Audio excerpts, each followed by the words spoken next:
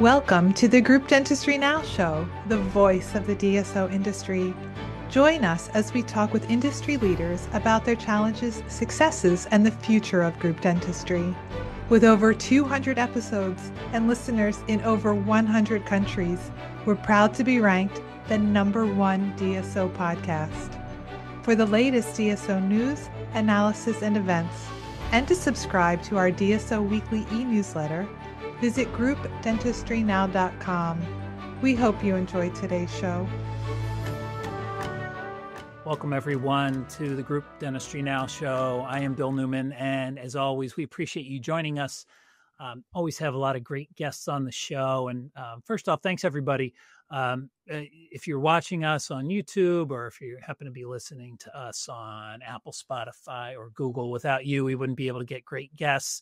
We're going to talk about membership plans today, and we have with us Jane Levy. She is the co-founder and CEO of Plan Forward. It's great to see you, Jane. Likewise. Thanks, Bill. Yeah, thanks for being here today. And Myles McAllister, he is the COO of SGA Dental Partners. Myles, thank you very much for joining us. Yeah, my pleasure. Excited to be here.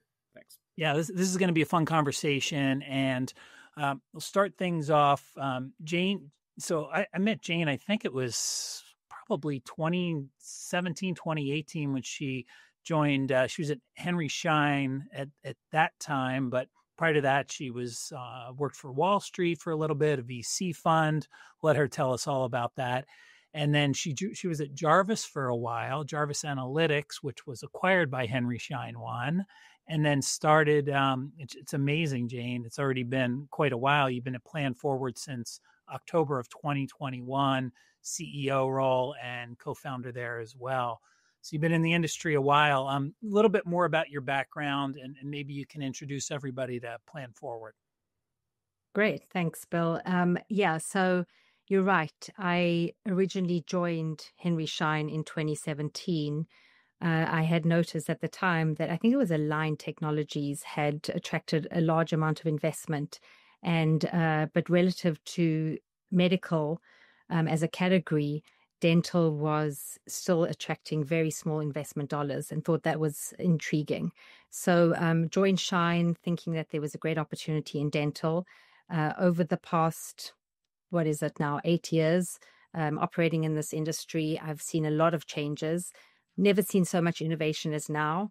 And that's possibly fueled by many more investment dollars coming into dental, but also we're attracting much more talent, and lots of folks are doing some really interesting things in the dental space, not only on the vendor side, but also some of these DSOs are doing some really interesting work on trying to, professionalize and commercialize the practice of dentistry. And that's really been a very interesting trend to watch unfold. So you're right, I've been a Plan Forward since 2021. So it's been almost, more than 3 years, which is my usual tenure. And it's been a fantastic ride. I think it's a product whose time has really come. So originally, I had always seen the opportunity in membership because of the friction between dental practices and groups and payers, just on the reimbursement side, and how that was trending, not in the right direction. Let's put it that way. And so reimbursements continue to decrease, and it's been very hard for even DSOs to reverse that trend. So membership is a product which really lends itself to offering an alternative, optimizing those uninsured patients and ensuring that they deliver both on the production and the visits for dental practices. And so membership is really a fantastic tool. It's something that's relevant to both small practice groups, small groups, large groups, individual practices, etc. Before we go over to Myles real quick, Jane, I'm kind of curious, do you have a feel for how many dental practices or groups in the industry are using some type of membership plan right now, just from a percentage perspective? Yeah, it's very anecdotal. So if I just add up where our competitors are, as well as, the traction that we've had, I would say we're probably in the 20 to 25% of the market probably already has membership, both run in-house and using a software vendor like Plan Forward. Great. Oh, very interesting. Okay. Thanks, Jane. Myles McAllister. So Myles has been in the dental industry almost as long, or maybe a little bit longer than you've been at Plan Forward. So with 3.5 years at SGA Dental Partners. Myles has a really interesting background. So he, start things off, he was in the U.S. Navy for 10 years, a pilot, and you still fly in the reserves, it looks like, which I'd love to learn a little bit more about that. And then had some experience in medical. You were the CEO of Physicians House Calls, and also worked with DaVita as well on the dialysis side of things. So sounds like you've got a really interesting background. So tell us a little bit more about that, and then how the heck did you get into dental? Yeah, it is a little bit of a I guess unconventional path. So did start out flying planes. So went to the Naval Academy, chose what I thought was, the best path forward, which was becoming a pilot. I served 10 years active. So about 2004 to 2014. So right in the height of the sort of surge in Iraq and Afghanistan. So was over there for 3+ years on and off.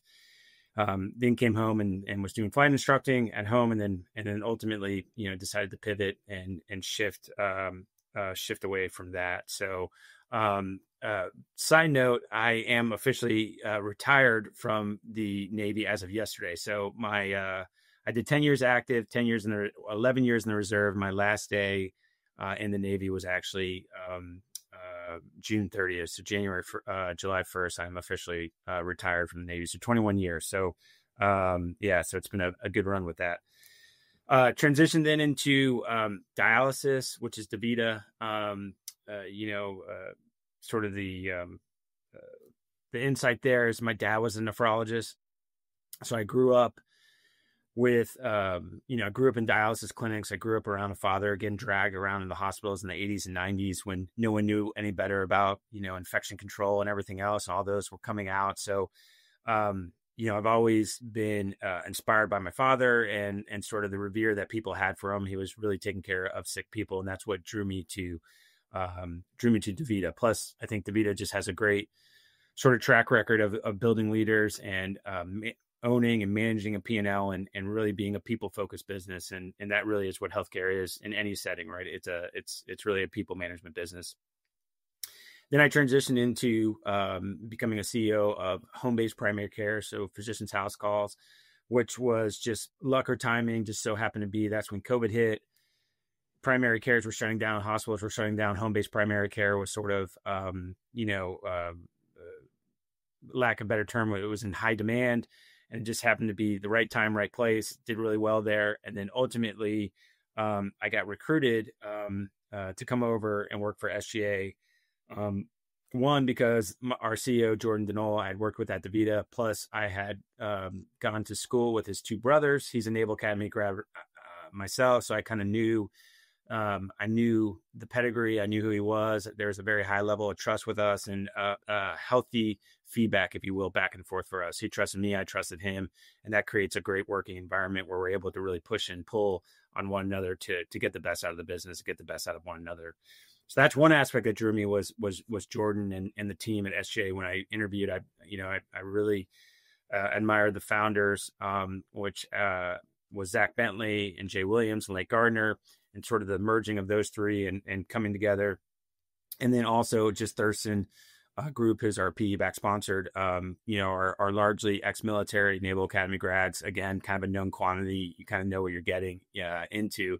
And that was a little bit assuring for me. So, but the truth of dental to me is still, one, it's patient focused. It's still providing great service. Two, the thing that I really gravitated towards dentistry was the ability to drive revenue in different streams. So if you look at dialysis or you look at primary care, dialysis, there's a certain volume, certain number of patients that are going to come. It's really sort of dictated by the growth of the overall ESRD population, which is somewhere between 2 to 4% in a given year. So it's not incrementally growing. It's sort of very mature market. And then primary care is the same thing. It's essentially just kind of getting the patients, and it's very hard to grow the revenue streams in both those, right? And dentistry, it's kind of wide open. There's multiple revenue streams, from marketing to different mixes to procedures. And I do think dentistry is a little bit more consumer focused, consumer driven. And that really excited me. I hadn't really played in sort of the consumer healthcare setting, if you will. I was more sort of your bread and butter, all right, like, chronic disease management. And I fall in love with it. I think it's great. I think it's just such a strong business. And the other thing I would say is the insurance mix that Jane alluded to a little bit. It's completely 180 from your typical healthcare setting. And that creates, a very sort of rich environment, if you will, meaning there's just a lot of ability to grow and scale and have, financial upside and be capitalistic, which is something I enjoy. Can you tell, maybe for some people in the audience that don't know who SGA is, a little bit about, what is the profile of the group? What states do you operate in? What type of dentistry do you do? Yeah. So SGA, the formation of SGA was, it really came together in about 21 with sort of three large entities come together, which is sort of South Georgia Dental Management. Then it was sort of Dental Partners of Southwest Georgia. You think of like West Georgia. And then it was the Garner Group in Mississippi there. And those three sort of found the foundation. So we went from roughly about 6 or 7 offices to overnight to about, 40 plus offices. And then we've been growing ever since. So we're currently in 9 states, about 144 offices. And it's about a 70-30 split. So we're 70% general dentistry and 30% perio practices. We have one endo, 2 oral surgeries, and maybe a few other specialties mixed in, but primarily that 70-30 split, if you will, from perio to general dentistry there. Excellent. So you've been there for about 3.5 years. What's really been your focus as far as, operationally, what changes have you made since you've gone in there, and just maybe a little bit about your strategy? Yeah. So I think the first and foremost is we have a formulaic and pragmatic approach to organic growth. And that's something that when I came in, I really was focused on. And what we've done is we've created sort of this S curve, if you will, of growth levers. And so every single one of our practices is plotted on this S curve, and they're all in various phases, right? Depending on maturity and friction and, abilities and everything else. And it's knowing the correct growth lever to pull at the correct time. And so that is like our sort of our secret sauce, if you will, is this S curve. Now on the left, I'll just sort of be, very high level here. On the left is sort of very visit volume driven. And on the right is sort of your payer reimbursement maximization and sort of your payer strategy, if you will. And so we sort of always come in and start on the left, right, which is really trying to grow the volume, which is, I think, the lower hanging fruit, which is making sure you're answering calls, making sure you're converting patients, making sure that you are staffed up, you're efficient. All these little things that sort of add up, which really allow your visits and your growth to take off. And then as a practice gets mature, which usually takes between 18 to 36 months, if you will, you start getting into, okay, they're doing everything right operationally. Now we need to go and try to maximize the reimbursement. And so that gets into more of the payer strategy and the reimbursement and a few other key levers. But that's sort of the high level S curve, if you will. There's a bunch of other things involved in that, but that's just quickly sort of a brief synopsis of it. And then lastly, I think the biggest thing that I came in to do was sort of get a process on how we measured capacity. Not just measured it, but actually took action on relieving capacity. And so there's multiple avenues that we attack from capacity, which is, days of schedule, which truly I believe is a competitive advantage. When I came into the industry, that that didn't exist, or I should say it existed, but it was through the secret shopper, which is, hey, you call up a practice, you say, hey, I'm Jane Smith, I'm looking for a practice, and essentially the office would give you their next possible date, and you would sort of be able to write that down and say, hey, it was 16 days was their next available spot. Well, you can't scale with that, right? You needed a product that did that. So we actually went to Patient Prism. This did not exist at that time. We love Patient Prism product, but we said, hey, rubber meets the road. We need days to schedule. You guys have the ability to do that, which is from when the patient calls to when they're actually scheduled. The AI can pick that up. That's the metric we need. And with that, boom, came days to schedule, which I think has sort of become industry benchmark, if you will. So days to schedule, and then just how we measure our capacity. And then capacity is tricky in the fact that, there's a backside of the curve, which you don't want to be on, because ultimately you just don't have the capacity to accept new patients. You don't have the capacity to serve your existing patients, and you start getting that decline in sort of net patient gain and active hygiene, if you will. And so we know roughly it's between 75 and 80%. Once you get past those, you're on the backside of the curve where you have a declining practice. So we're constantly trying to measure our capacity, making sure that we're staying ahead of it, making sure that we're relieving that capacity, whether that's through expansions or hiring or different levers, even de novos. But that's sort of been our secret sauce, is both the S curve and then I think the way we manage capacity. I'll just jump in here, Bill, but I'll just add to what Myles said. One of our groups was talking about this notion of scheduling and how they can optimize around that, and using membership on a phone call with an inbound call, say of an uninsured patient who's looking to schedule, talking about the membership program at that point improved the schedule rate dramatically. So I don't recall the numbers off the top of my head, but something like a 2 to 3 times greater schedule completion than if the person answering phone did not mention membership. It actually was us, and so Jane. Another good cue, Myles. Yeah, teed it up well for us to mention it, which is we started looking at the call performance for uninsured patients, and what we found was roughly there's about 42 to 45% conversion rate for an uninsured patient coming in and getting scheduling. And then what we realized very quickly was that once we embedded the membership plan forward in, that quickly went from about 43% to 65%. So we're converting almost 20% higher for uninsured patients by just offering the membership plan when we're converting them to the schedule. So it's been a game changer for us as far as getting that. Very few tools are going to grow your conversion rate by 20% by just saying, hey, we offer this, right? And that's been a nice pickup.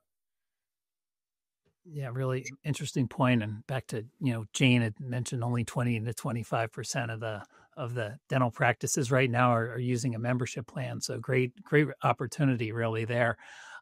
Myles, what was your initial strategy when you started to work with Plan Forward? What was the reason behind the partnership? So the reason was pretty simple, and the fact that, quite honestly, we were a little reluctant about membership plans. And we said, okay, we have, about 17 or 18 offices that sort of have these legacy membership plans. We need to, one, get them on a single one. And then two, we need to have the data at, the senior leadership level to be able to get the insight to see like, hey, what's the return on this? Is this working? And just sort of, just simple things as, why are we giving patients discounts who are no longer members, right? Something like that, right? And so we kind of went to the vendors and we looked around and we met with Jane and Megan, and we said, hey, we really like the team. We really like them. We think they can deliver on this. And it's exceeded our expectations as far as the team and the implementation and just everything about it. So it really sort of started with just, hey, we need to consolidate and we need insight, right? We need the data to do that. And then it's sort of taken off into, wow, there's a lot more to the membership plans than we thought as far as metrics and being able to drive operations. And it's been a nice tailwind for us. So you started off, you had practices that were either not using membership plans or using different membership plans. And so you're able to kind of move everybody over to Plan Forward. Probably talk a little bit about that process too, because I know change in some of these practices at the practice level can be challenging, to say the least. Yeah. Change management is always, again, it's a people management business. Change management is always hard. No one likes change. They like their routine. They like their comfort. But the trick to all of this is explaining the why. And the why is really has to be driven in data. And, the doctors in particular, they respond to data. And I think if you're able to sit down, walk them through, explain to them that, hey, you have a high percentage of limited patients, right? So like triage patients, emergency patients coming in. You have a high percentage of uninsured patients. Your call conversion rate on your uninsured patients is pretty low. And you're worried about your production. Well, the membership plan is able to do that. Why? Because it converts. It's going to be able to convert at a higher rate those limited patients to reoccurring patients. It's going to be able to convert those insurance patients into long-term, durable, reliable patients. It's going to be able to convert those phone calls that were not getting scheduled to the schedule. And so when we launched it, right, we launched it we piloted it, and the pilot just, exceeded our expectations as far as results. So when we were able to sit down now with offices and show them the results of the pilot offices and say, hey, we think this is a winning formula for you. We really, here's why. And you explain all this and you show them their current state and you show them their future state sort of with the membership. The light bulb goes off, you explain the why. Next thing you know, they're bought in. They're like, when can we get this started and rolled out as quickly as possible? And so, we've went from sort of just thinking, hey, originally it was the 17 or 19 offices to now, hey, we kind of want to scale this, in particular in areas where we see high limited percentage of patients, high uninsured patients. And just at a broader level, I think, right, there's this tremendous opportunity throughout SGA to offer membership. The key to it is visits, is growing visits, right? That is the golden brick road in any healthcare setting. Yes, I know dentistry, not every visit is the same. You could theoretically say that one visit is not the same, so therefore it's not visit growth. But I do think visit growth is the key. It's durable, it's reliable, it's consistent. And to me, that's what I'm looking for. I'm looking for a platform that is consistent, reliable, and durable. And again, the membership program is going to help that. And what we've already seen is that on average, our hygiene patients come in about 1.45 times per year, which, again, that's something we measure with the plan membership. It's higher. It's somewhere around 1.6 plus times coming in per year. And then again, right, when they're coming in, there's usually a higher production associated with them. And so that's, again, that it's just saying, hey, this there's something to this. Let's look at it. Let's really look at scaling it and making sure that we implement it correctly. So hopefully that kind of answers your question. Yeah, it sure does. I'd say the strategy initially was, hey, let's just try and get everybody on the same membership plan. But now that you've got that figured out, what are some of the things you look at now? What's that strategy like going forward with Plan Forward's membership plan? I think the strategy for us is to really implement it where we see those opportunities that I sort of defined, right? So there's 4 levers that you sort of talked about, which is the high limited, the high uninsured, the low conversion rate, and just the opportunity, right? Meaning like, the case acceptance or some other factors that are going in. And you start looking at it and you're like, hey, this is a great opportunity to scale it and grow it. And then ultimately what we see it as a tailwind for visit growth. We think that you're going to get your patients come in more often, that they're bought in, right? And that they see the benefits of it. It's really turning them into those loyal lifetime value patients versus there's transactional patients. And to us, that's the key to dentistry is you got to create the consistency and those lifelong patients versus the sort of transactional patient, if you will.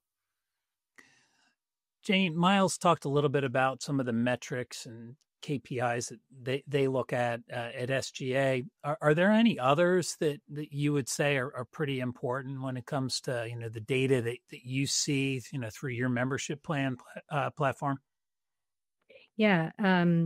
So the platform does integrate to the practice management system, which is crucial for bringing all that data into our analytics dashboard.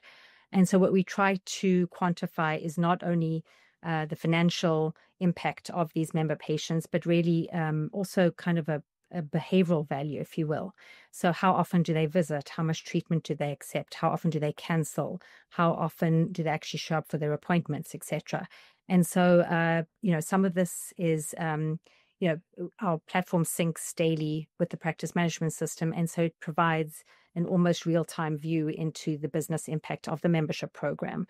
So we track, kind of three broad buckets of metrics. The first is what's the value of that membership patient. And so this can be broken down into some of the things that Myles spoke about, the visits, the net and gross production per member, the treatment acceptance, the show rate. Then we look at things like the missed opportunity, for example. So if a typical membership plan is $500 or $600 and your conversion is, let's say, 5 or 15 or 50% of your uninsured patient base, what does that mean in terms of business impact on the collection side?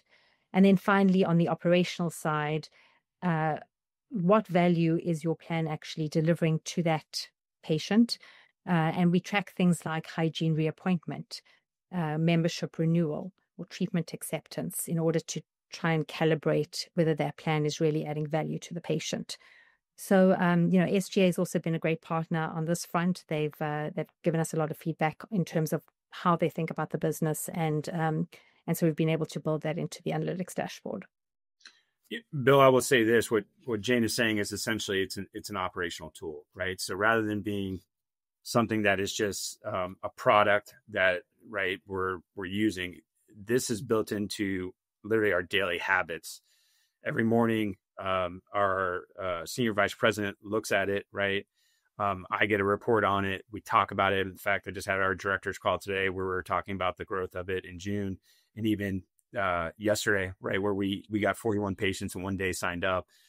This is an operational tool for us. And the trick to any vendor is once it becomes an operational tool, meaning it's embedded in operations, it's very hard to pull that out, right? So there's vendors that just provide software or sort of, but it's not embedded into the true operations. This is something that's embedded truly into the operations, driving production.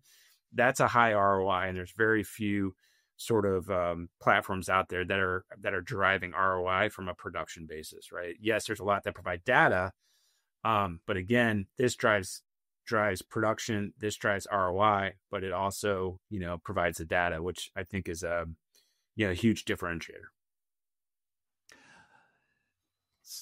I have a couple of questions wrapped around. Talked a little bit about maybe moving one practice from either a membership program, or maybe they didn't have anything, and so you were bringing this. And you speak to like what that onboarding process looks like, and then who are the stakeholders actually at the practice? We've got somebody who's answering the phones. Do they have does the script change so they're asking the right questions? And then is there somebody that's actually, so when you do get a new membership plan patient, is there somebody that inputs that data? How does that all work? Which person do you want to answer? It may be different. I don't know. Go ahead, Jane. So I'd say, SGA really teed it up for us. So for starters, we did do a pilot in about 17, 18 locations that already had experience with membership. And so those were, a relatively easy switch over because, as you mentioned, the different stakeholders within the practice, from the provider to the front office to the hygienist, everybody had some familiarity with membership. So it was just a case of moving the existing members over to the Plan Forward platform.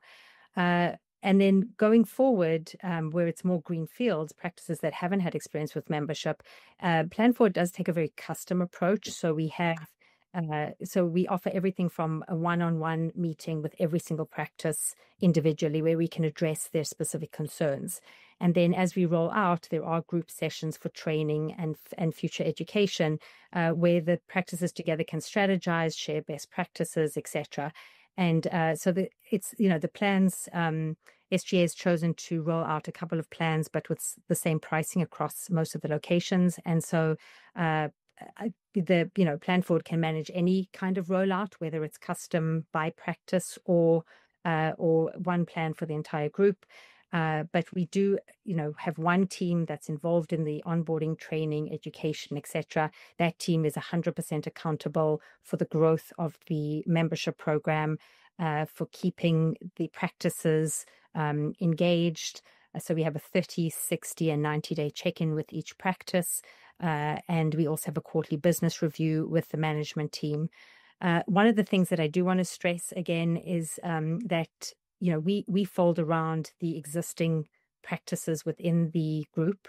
So in the case of SGA, for example, where the RCM process is extremely well defined, provider compensation is well defined, we will wrap around that and work with the teams to make sure that all the membership production that needs to be recorded in the practice management system and all the accounting that goes on behind the scenes with membership is aligned, streamlined, and we provide a lot of reporting on that front. So the platform itself enables the teams to pull reports, to track provider compensation, and just to track everything that they need to ensure that the practice management system reflects the reality of the production. So it is a very custom approach, but obviously we rely on the groups to get the practices kind of bought in before we walk in, so that change management is far easier and quicker.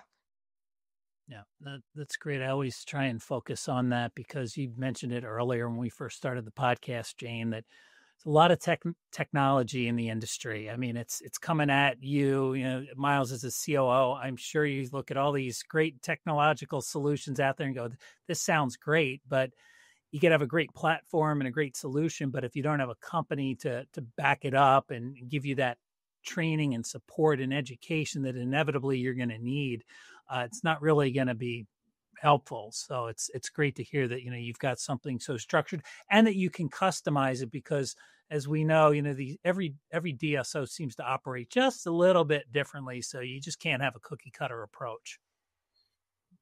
Yep. No, absolutely. I will say this: it's been seamless for us as far as the integrations and scaling it even beyond the 17 original pilot practices now. And usually at my level, very rarely does good news sort of bubble up to me. It's usually something that needs attention or sort of something that needs to be addressed. But it's been overwhelmingly positive about Plan Forward, and usually, right, no news is good news, which in this case, good news actually got to me. Usually it's no news is good news, meaning everything's going well, but people actually had really good things to say about it, both from the doctors and the teams, the office managers, and from the regional directors, that it was a really seamless rollout for us. Excellent. So the 80% of you or the 75% of you that aren't using a membership plan in the audience need to really take a listen here. As we wrap up the podcast, I always ask a crystal ball question. So we can start with you, Myles, a little bit about what the future for SGA looks like, and then just your thoughts on the industry as a whole. So the future of, well, they're a little linked to some degree, but I think the future for SGA is we really like the regional density. We think there's a ton of synergies that we get operationally from it, and we're just going to continue to sort of look at the Southeast as sort of the area where we want to continue to grow and partner and really sort of lead the way. I think for SGA, for us, I think it's really the patient experience is becoming paramount, which is you got to provide a top-notch patient experience for them. It's got to differentiate from others so that you can retain those patients. And then again, I think it's just the organic growth for us that's really become well known in the sort of the industry, if you will. It was well known when for me personally, that's what I sort of pride myself on was the organic growth in my other healthcare settings. So easy transition for me was really focus on organic growth, continue to drive that, and really try to exceed. As far as the industry goes, it's you could say the next 5, you could say the next 10 years. I think I sort of look at the next 10 years and where it's going. And I do think that dentistry is making a really big push, and it's starting to get some traction into the overall healthcare ecosystem. And I think people are realizing that there's a connection in the from the body and the mouth and the oral systemic health, if you will, of a patient. And I do think that dentistry is going to be brought into that eventually, into the fold, and be viewed as sort of a place where you can get dentistry, but potentially a place where you can also get, your hands-on care, whether it's blood pressure testing or screenings or flu shots. I mean, you name it. The fact is, your dental patients go to the dentist more than they go to their primary care. And,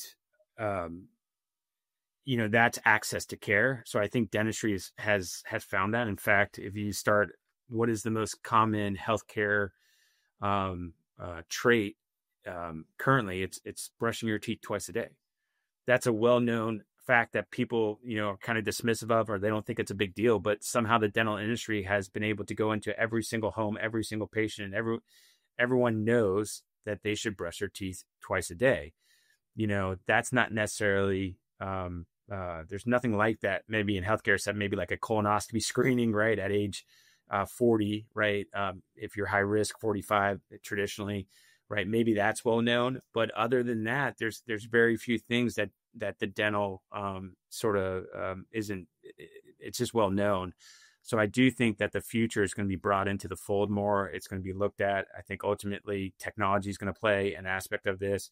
You're really talking about the patient experience, from getting picked up in an Uber, which we all know transportation is a leading cause of broken appointments in any healthcare setting, including dentistry, to walking in, to a self-check-in, to a diagnostic AI, to potentially, a robotic sort of controlled procedure with oversight from the dentist, then into, you're talking 3D printing, to check out an RCM, to boom, taking the Uber back home. And that's many, many years away, right? I'm not saying that that's happening anytime soon, but the technology that is taking off, it's really started leading the path of like this futuristic sort of patient experience. But the key to it is not losing the human touch, to not losing, the feel. What I always say about healthcare or good healthcare or good care, it when you see it, but it's very hard to quantify, but you know it when you see it. It could be the touch from a doctor. It could be the words of affirmation. It could be the little things that give you that sort of comfort. But we can't lose that, even with all the technology and the futuristic state and the way everything is moving. It's still a people-oriented business, right? And you can't lose that aspect of it. And I'll turn it over to Jane. Yeah, well said. Last question for you, Myles. Sorry, and then we'll turn it over to Jane. If anybody in the audience wants to learn more about SGA Partners, what's the best way to do that? So the best way to do it would obviously, you can go to our website, just Google SGA Dental Partners. That's probably the best way. We have a form on there. You can reach out. You can also reach out to myself, right? There's contact information there, but my email is on there, as well as Myles McAllister, CEO of SGA. We can get you in touch for anyone looking to learn more. Please, try to go to our website and try to Google us as best you can. Yeah, excellent. Yeah, and we'll drop the URL in the show notes, and then also your contact information. Thank you, Myles. Jane, How about the future membership plans, and then what's planned forward have in store for us? Gee. Well, it wouldn't be a group dentistry now conversation without the mention of AI. So have to mention that, but that's definitely something that's on our near-term roadmap, and that is really infusing our analytics dashboard with AI, enabling really us to identify the criteria by which a patient can be evaluated for membership. So it's not enough to just say this person's uninsured, they're a great candidate for membership. What else? We can look at things like how many times they visited. Do they have, treatment presented, not accepted? So there's a whole series of metrics that we're now trying to identify the perfect candidate for conversion to membership.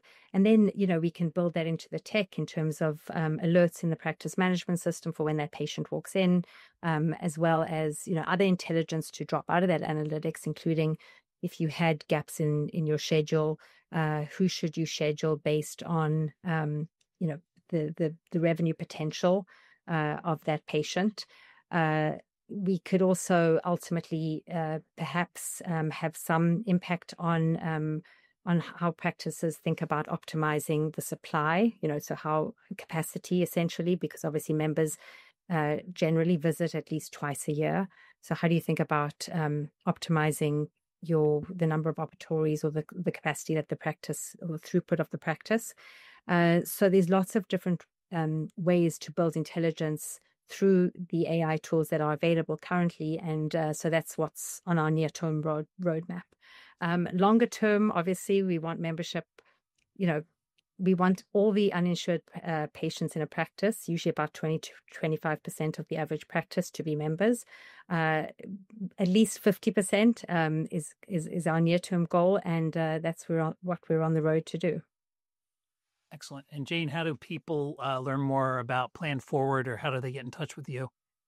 So it's planforward.io is the website, and my email address is jlevy@planforward.io. Actually, one other thing I'll mention, because we have this incredible analytics dashboard, what we are talking to practices about is if you do have an in-house membership program that you're running and you don't really understand or have a good grasp of the impact of these members, we will do a membership assessment for you. So we'll literally plug into your practice management system and pull all the data into the dashboard. And within a day or two, you'll be able to see what your members are doing, what the impact on the business is, and especially compared to the uninsured patient cohort. So if that's of interest, go to the website, book a meeting with us, and we can tell you more. Excellent. Great. Thank you, Jane and Myles. Great conversation today. And thanks everybody for watching us or listening in. Until next time, this is the Group Dentistry Now Show. Thank you for joining us today. Don't forget to subscribe to the podcast to stay up to date on the latest DSO news, insights, and events. Also, subscribe to our DSO weekly e-newsletter at groupdentistrynow.com.